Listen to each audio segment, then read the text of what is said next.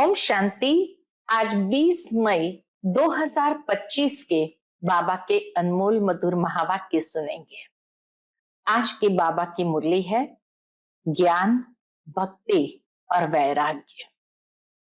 बाबा कहे, ज्ञान बाप आकर अभी संगम युग पर हमें सुनाते हैं भविष्य के लिए। फिर भक्ति जब आरंभ होती है तब रावण राज्य शुरू होता है और फिर वैराग्य है। तो ज्ञान, भक्ति और वैराग्य। वैराग्य पुरानी देह, पुरानी दुनिया का होता है बुद्धि से। और बाबा कहे, जितना हो सके तुम देह नहीं देही आत्मा हो। इसका अभ्यास जितना अधिक करते जाएंगे उतना संस्कार परिवर्तन होता जाएगा, क्योंकि अशुद्ध संस्कार का आधार है देह अभिमान, तो शुद्ध संस्कारों का आधार है देही अभिमानी स्थिति। इसलिए बाबा कहे, तुम बच्चों को पुरुषार्थ करना है स्वयं को देह नहीं आत्मा समझने का। साथ ही साथ बाबा कहे, बच्चे बाबा आए हैं तुम बच्चों को अविनाशी कमाई कराने। ज्ञान रत्नों को जितना धारण करते हैं, अपनी झोली भरते हैं, उतने ही कमाई कर सकते हो। तो सुनते हैं आज के बाबा के अनमोल मधुर महावाक्य। ओम शांति। मीठे बच्चे, बाबा आया है तुम बच्चों को अविनाशी कमाई कराने। अभी तुम ज्ञान रत्नों की जितनी कमाई करने चाहो कर सकते हो। आज की मुरली से प्रश्न है, आसुरी संस्कारों को बदलकर दैवी संस्कार बनाने के लिए कौन सा विशेष पुरुषार्थ चाहिए? उत्तर है, संस्कारों को बदलने के लिए जितना हो सके देही अभिमानी रहने का अभ्यास करो। देह अभिमान में आने से ही आसुरी संस्कार बनते हैं। बाप आसुरी संस्कारों को दैवी संस्कार बनाने के लिए आए हैं। पुरुषार्थ करो, पहले मैं देही आत्मा हूं, पीछे यह शरीर। आज की मुरली से पहले गीत बजा है, तूने रात गवाई सो के, दिवस गवाया खाके। ओम शांति। यह गीत तो बच्चों ने बहुत बार सुने हैं। रूहानी बच्चों प्रति रूहानी बाप सावधानी देते रहते हैं कि यह समय खोने का नहीं है। समय का महत्व बाबा बताते, यह समय खोने का नहीं है। यह समय बहुत भारी कमाई करने का है। कमाई कराने के लिए ही बाप आया हुआ है। कमाई भी अथाह है, जिसको जितनी कमाई करनी हो उतनी कर सकते हैं। यह है अविनाशी ज्ञान रत्नों से झोली भरने की कमाई, और यह है भविष्य के लिए। ये कमाई कहाँ काम आती है? भविष्य के लिए। वह है भक्ति, यह है ज्ञान। मनुष्य यह नहीं जानते कि भक्ति तब शुरू होती है कब? जब रावण राज्य शुरू होता है। फिर ज्ञान तब शुरू होता है जब बाप आकर राम राज्य स्थापन करते हैं।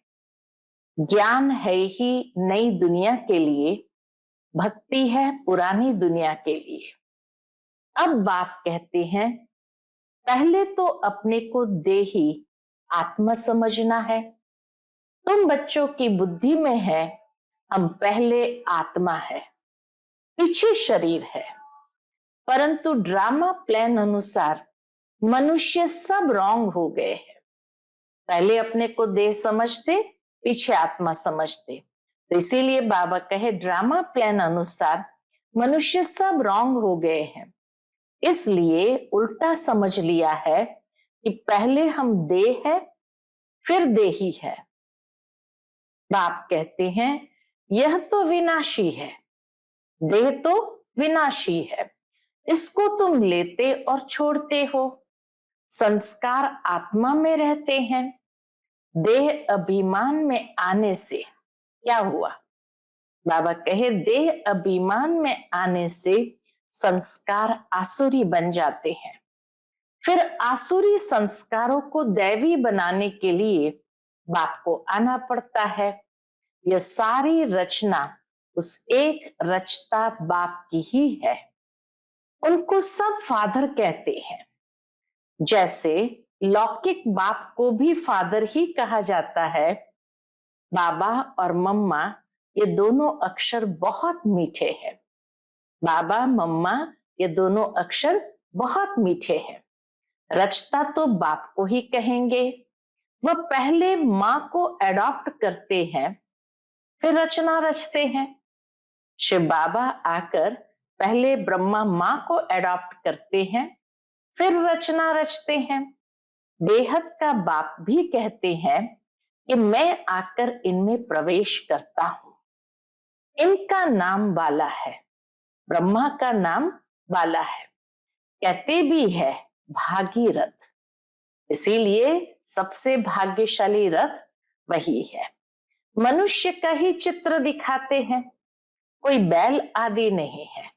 भागीरथ भक्ति मार्ग में भी मनुष्य का ही चित्र बताया गया है, कोई बैल आदि नहीं है। भागीरथ मनुष्य का तन है। बाप ही आकर बच्चों को अपना परिचय देते हैं। तुम हमेशा कहो हम बाप दादा के पास जाते हैं।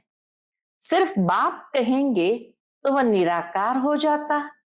निराकार बाप के पास तो तब जा सकते जब शरीर छोड़े। परमधाम तो तब जाएंगे जब सब शरीर छोड़ेंगे। ऐसे तो कोई भी जा नहीं सकते। ये नॉलेज बाप ही देते हैं। ये नॉलेज है भी बाबा के पास। बाबा कहे परमात्मा ही ज्ञान का सागर है, तो ये नॉलेज है भी बाप के पास। अविनाशी ज्ञान रत्नों का खजाना है। बाप है ज्ञान रत्नों का सागर, पानी की बात नहीं है। ज्ञान रत्नों का भंडारा है, उनमें नॉलेज है। नॉलेज पानी को नहीं कहा जाता। जैसे मनुष्य को बैरिस्ट्री डॉक्टरी आदि की नॉलेज होती है, यह भी नॉलेज है। इस नॉलेज के लिए ही ऋषि मुनि आदि सब कहते थे कि रचता और रचना के आदि मध्य अंत की नॉलेज हम नहीं जानते। माना चाहना तो थी उनकी भी जानने की, लेकिन कहीं से प्राप्त नहीं हुआ। वह तो एक रचता ही जाने। झाड़ का बीज रूप भी वही है। सृष्टि के आदि मध्य अंत का नॉलेज उसमें है। वह जब आए तब सुनाए। अभी तुमको नॉलेज मिली है तो तुम इस नॉलेज से देवता बनते हो। नॉलेज पाकर फिर प्रारब्ध पाते हो। वहां फिर इस नॉलेज की दरकार नहीं रहेगी। ऐसे नहीं कि देवताओं में ये ज्ञान नहीं है तो अज्ञानी है। बाबा कहे ऐसे नहीं कह सकते कि देवताओं में ज्ञान नहीं है तो अज्ञानी है। नहीं, वह तो इस नॉलेज से पद प्राप्त कर लेते हैं, इसलिए नॉलेज प्राय लुप्त हो जाता, लेकिन संस्कार उस नॉलेज के आधार पर बन गए। बाप को पुकारते ही है कि बाबा आओ, हम पतित से पावन कैसे बने, उसके लिए रास्ता अथवा नॉलेज बताओ, क्योंकि जानते नहीं। अभी तुम जानते हो, हम आत्माएं शांति धाम से आई है। वहां आत्माएं शांत में रहती है। यहां आए हैं पार्ट बजाने। ये पुरानी दुनिया है, तो जरूर नई दुनिया थी। वह कब थी, कौन राज्य करते थे, ये कोई नहीं जानते। तुमने अभी बाप द्वारा जाना है। हमने भी इस समय ही बाप द्वारा जाना है। बाप है ही ज्ञान का सागर, सदगति दाता। उनको ही पुकारते हैं कि बाबा आकर हमारे दुख हरो, सुख शांति दो। आत्मा जानती है परंतु तमो प्रधान हो गई है, इसलिए फिर से बाप आकर परिचय दे रहे हैं। मनुष्य न आत्मा को न परमात्मा को जानते हैं। आत्मा को ज्ञान ही नहीं जो परमात्मा अभिमानी बने। बाबा कहे आत्माओं में ज्ञान ही नहीं है जो परमात्मा अभिमानी बने। आगे तुम भी नहीं जानते थे, अभी ज्ञान मिला है तो समझते हैं। बरोबर सूरत मनुष्य की थी और सीरत बंदर की थी। अभी बाप ने नॉलेज दी है तो हम भी नॉलेजफुल बन गए हैं। रचता और रचना का ज्ञान मिला है।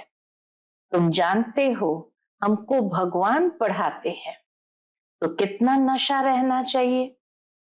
बाबा है ज्ञान का सागर, उनमें बेहद का ज्ञान है। तुम किसके पास भी जाओ, बाबा कहे तुम किसके पास भी जाओ, सृष्टि के आदि मध्य अंत का ज्ञान तो क्या, परंतु हम आत्मा क्या चीज है वह भी नहीं जानते। बाप को याद भी करते हैं, दुख हरता सुख करता, फिर भी ईश्वर सर्वव्यापी कह देते हैं। बाप कहते हैं ड्रामा अनुसार उन्हों का भी कोई दोष नहीं है। बाबा कहे ड्रामा अनुसार मनुष्य जब परमात्मा को सर्वव्यापी कह देते तो उन्हों का भी कोई दोष नहीं है। माया बिल्कुल ही तुच्छ बुद्धि बना देती है। कीड़ों को फिर गंध में ही सुख भासता है। बाप आते हैं गंध से निकालने। बाबा आकर के पतित पने से हमें पावन बनाते हैं।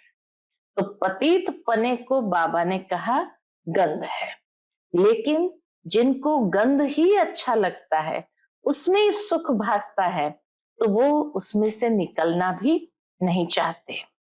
मनुष्य दलदल में फंसे हुए हैं, ज्ञान का पता ही नहीं है, तो क्या करे, दुबन में फंसे पड़े हैं। फिर उनको निकालना ही मुश्किल हो जाता है। निकाल कर आधा पौना तक ले जाओ, फिर भी हाथ छुड़ाए गिर पड़ते हैं। हाथ छुड़ा करके फिर वापस गिर पड़ते हैं। कई बच्चे औरों को ज्ञान देते देते स्वयं ही माया का थप्पड़ खा लेते हैं, क्योंकि बाप के डायरेक्शन के विरुद्ध कार्य कर लेते हैं। दूसरों को निकालने की कोशिश करते और खुद गिर पड़ते हैं। फिर उनको निकालने में कितनी मेहनत हो जाती है, क्योंकि माया से हार जाते हैं। उनको अपना पाप ही अंदर खाता है। माया की लड़ाई है ना, अभी तुम युद्ध के मैदान पर हो। वह है बाहुबल से लड़ने वाली हिंसक सेनाएं और तुम हो अहिंसक। तुम राज्य लेते हो कैसे? बाबा कहे तुम राज्य लेते हो अहिंसा से। हिंसा दो प्रकार की होती है ना, एक है काम कटारी चलाना और दूसरी हिंसा है किसको मारना पीटना। तुम अभी डबल अहिंसक बनते हो। ये ज्ञान बल की लड़ाई कोई नहीं जानते।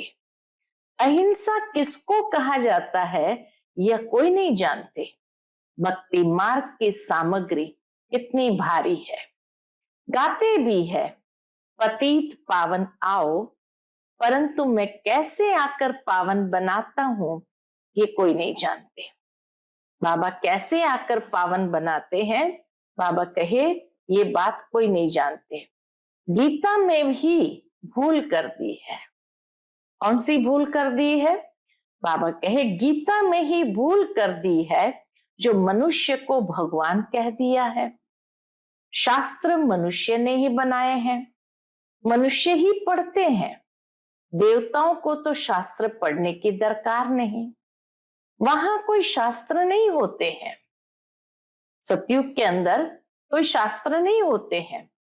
ज्ञान भक्ति पीछे है वैराग्य। किसका वैराग्य?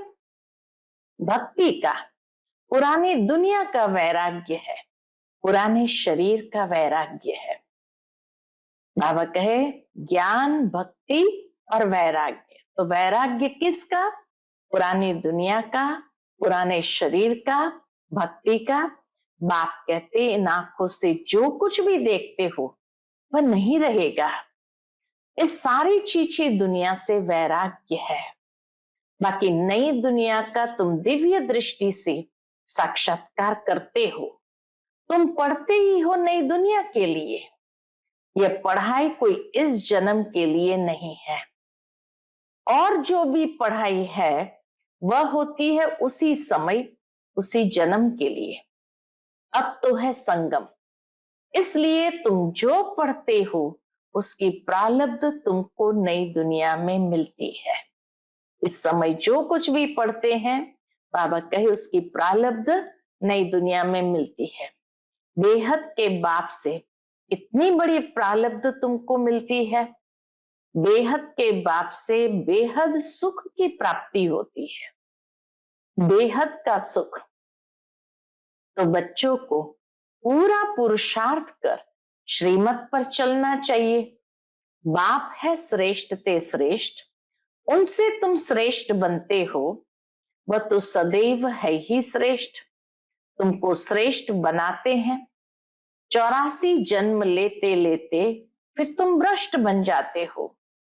बाप कहते हैं मैं तो जन्म मरण में नहीं आता हूं, मैं अभी भाग्यशाली रथ में ही प्रवेश करता हूं, जिसको तुम बच्चों ने पहचाना है। तुम्हारा अभी छोटा झाड़ है, झाड़ को तूफान भी लगते हैं ना। ब्राह्मणों का झाड़ बहुत छोटा है और उसको तूफान भी लगते हैं ना। पत्ते झड़ते रहते हैं, कच्चे पत्ते होते हैं तो झड़ जाते हैं। ढेर फूल निकलते हैं, फिर तूफान लगने से गिर पड़ते हैं। पत्ते तो झड़ते हैं लेकिन फूल भी जो निकलते हैं वह भी बाबा के तूफान लगने से गिर पड़ते हैं। कोई कोई अच्छी रीति फल लग जाते हैं, फिर भी माया के तूफान से गिर पड़ते हैं। पत्ते से फूल, फूल से फल भी बन जाते हैं, लेकिन बाबा कहे माया का तूफान ऐसा लगता जो उस फल को भी गिरा देते हैं। माया का तूफान बहुत तेज है। उस तरफ है बाहुबल, इस तरफ योग बल अथवा याद का बल। तुम याद अक्षर पक्का कर लो। वो लोग योग योग अक्षर कहते रहते हैं, तुम्हारी है याद, योग नहीं। बाबा कहे याद कहो। चलते फिरते बाप को याद करते हो, इसको योग नहीं कहेंगे। योग अक्षर सन्यासियों का नामी ग्रामी है। अनेक प्रकार के योग सिखाते हैं। बाप कितना सहज बतलाते हैं। उठते बैठते चलते फिरते बाप को याद करो। तुम आधा कल्प के आशिक हो, मुझे याद करते आए हो। अब मैं आया हूं। आत्मा को कोई भी नहीं जानते, इसलिए बाप आकर रियलाइज कराते हैं। यह भी समझने की बड़ी महीन बातें हैं। आत्मा अति सूक्ष्म और अविनाशी है। न आत्मा विनाश होने वाली है, न उनका पार्ट विनाश हो सकता है। आत्मा अविनाशी तो उसका पार्ट भी अविनाशी। यह बातें मोटी बुद्धि वाले मुश्किल समझ सकते हैं। शास्त्रों में भी ये बातें नहीं है। तुम बच्चों को बाप को याद करने की बहुत मेहनत करनी पड़ती है। ज्ञान तो बहुत सहज है, बाकी विनाश काले प्रीत बुद्धि और विपरीत बुद्धि यह याद के लिए कहा जाता है। विनाश काले प्रीत बुद्धि या विपरीत बुद्धि, ये बात याद के साथ कनेक्टेड है। याद के साथ उसको कहा जाता है।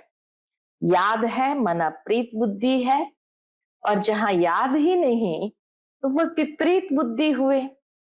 याद अच्छी है तो प्रीत बुद्धि कहा जाता है। प्रीत भी अव्यभिचारी चाहिए। बाबा कहे याद के आधार से प्रीत भी अव्यभिचारी चाहिए। अपने से पूछना है हम बाबा को कितना याद करते हैं, यह भी समझते हैं बाबा से प्रीत रखते रखते जब कर्मातीत अवस्था होगी तब ये शरीर छूटेगा और लड़ाई लगेगी। जितना बाप से प्रीत होगी तो तमो प्रधान से सतो प्रधान बन जाएंगे। इम्तिहान तो एक ही समय होगा ना। जब पूरा समय आता है, सबकी प्रीत बुद्धि हो जाती है, उस समय फिर विनाश होता है। तब तक झगड़े आदि लगते रहते हैं। विलायत वाले भी समझते हैं अभी मौत सामने है, कोई प्रेरक है। समझते हैं कोई प्रेरक है जो हमसे बॉम्ब्स बनवाते हैं, परंतु कर क्या सकते हैं। ड्रामा की नूंद है ना। अपनी ही साइंस बल से अपने कुल का मौत लाते हैं। साइंस बल से अपने कुल का मौत लाते हैं। बच्चे कहते हैं पावन दुनिया में ले जाओ, तो शरीरों को थोड़ी ले जाएंगे। पावन दुनिया में बाबा ले जाएंगे, शरीरों को थोड़ी ले जाएंगे। बाप कालों का काल है ना, ये बातें कोई नहीं जानते। गाया हुआ है मिरुआ मौत मलु का शिकार। वह कहते विनाश बंद हो जाए। दुनिया में मनुष्य की चाहना है विनाश न हो, शांति हो जाए। अरे विनाश बिगर सुख शांति कैसे स्थापन होगी। इसलिए चक्र पर जरूर समझाओ। अभी स्वर्ग के गेट खुल रहे हैं। बाबा ने कहा है इस पर भी एक पुस्तक छपाओ, गेट वे टू शांति धाम सुख धाम। इनका अर्थ भी नहीं समझेंगे, है बहुत सहज, परंतु कोटों में कोई मुश्किल समझते हैं। तुमको प्रदर्शनी आदि में कभी दिल शिकस्त नहीं होना चाहिए। प्रजा तो बनती है ना, मंजिल बड़ी है, मेहनत लगती है। मेहनत है किस बात की। बाबा के मेहनत है याद की, उसमें बहुत फेल होते हैं। याद भी अव्यभिचारी चाहिए। माया घड़ी घड़ी बुला देती है। मेहनत बिगर थोड़ी कोई विश्व के मालिक बन सकते हैं। पूरा पुरुषार्थ करना चाहिए। हम सुख धाम के मालिक थे, अनेक बार चक्कर लगाया है, अब बाप को याद करना है। माया बहुत विघ्न डालती है। बाबा के पास सर्विस के भी समाचार आते हैं। आज विद्युत मंडली को समझाया, किसी ने बाबा को समाचार भेजा होगा, आज विद्युत मंडली को समझाया, आज यह किया। ड्रामा अनुसार माताओं का नाम बाला होना है। तुम बच्चों को ये ख्याल रखना है, माताओं को आगे करना है। बाबा समझाते हमेशा बहनों को आगे करना है। यह है चैतन्य दिलवाड़ा मंदिर। तुम चैतन्य में बन जाएंगे, फिर तुम राज्य करते रहेंगे। भक्ति मार्ग के मंदिर आदि रहेंगे नहीं। फिर नई दुनिया में भक्ति मार्ग के मंदिर आदि भी रहेंगे नहीं। अच्छा, मीठे मीठे सिकिलते बच्चों प्रति माता पिता बाप दादा का याद प्यार और गुड मॉर्निंग। रूहानी बाप की रूहानी बच्चों को नमस्ते। हम सभी रूहानी बच्चों की रूहानी माता पिता बाप दादा को याद प्यार गुड मॉर्निंग और नमस्ते नमस्ते। शुक्रिया बाबा, शुक्रिया। आज की मुरली से धारणा के लिए मुख्य सार है। पहली पॉइंट, एक बाप से अव्यभिचारी प्रीत रखते रखते कर्मातीत अवस्था को पाना है। इस पुरानी देह और पुरानी दुनिया से बेहद के वैरागी हो। इस पुरानी देह और पुरानी दुनिया से बेहद का वैराग्य हो। दूसरी पॉइंट, कोई भी कर्तव्य बाप के डायरेक्शन के विरुद्ध नहीं करना है। युद्ध के मैदान में कभी भी हार नहीं खानी है, डबल अहिंसक बनना है। आज का बाप दादा का मधुर वरदान हम बच्चों के लिए है, शुभ भावना से सेवा करने वाले बाप समान अपकारियों पर भी उपकारी भव। शुभ भावना से सेवा करने वाले बाप समान अपकारियों पर भी उपकारी भव।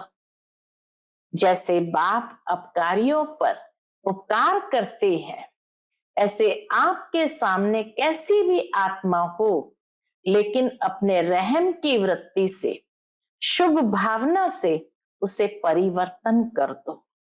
यही है सच्ची सेवा। जैसे साइंस वाले रेत में भी खेती पैदा कर देते हैं, ऐसे साइलेंस की शक्ति से रहमदिल बन अपकारियों पर भी उपकार कर धरनी को परिवर्तन करो। स्व परिवर्तन से, शुभ भावना से कैसी भी आत्मा परिवर्तन हो जाएगी, क्योंकि शुभ भावना सफलता अवश्य प्राप्त कराती है। शुभ भावना सफलता अवश्य प्राप्त कराती है। आज का स्लोगन है, ज्ञान का सिमरण करना ही सदा हर्षित रहने का आधार है। ज्ञान का सिमरण करना ही सदा हर्षित रहने का आधार है। आज का अव्यक्त इशारा, रूहानी रॉयल्टी और प्योरिटी की पर्सनालिटी धारण करो। इसके अंतर्गत आप ब्राह्मणों जैसी रूहानी पर्सनालिटी सारे कल्प में और किसी की भी नहीं है, क्योंकि आप सबकी पर्सनालिटी बनाने वाला ऊंचे ते ऊंचा स्वयं परम आत्मा है। आपकी सबसे बड़े ते बड़ी पर्सनालिटी है। स्वप्न व संकल्प में भी संपूर्ण प्योरिटी। इस प्योरिटी के साथ साथ चेहरे और चलन में रूहानियत की भी पर्सनालिटी है। अपनी इस पर्सनालिटी में सदा स्थित रहो तो सेवा स्वतः होगी। अपनी इस पर्सनालिटी में सदा स्थित रहो तो सेवा स्वतः होगी। अच्छा, ओम शांति।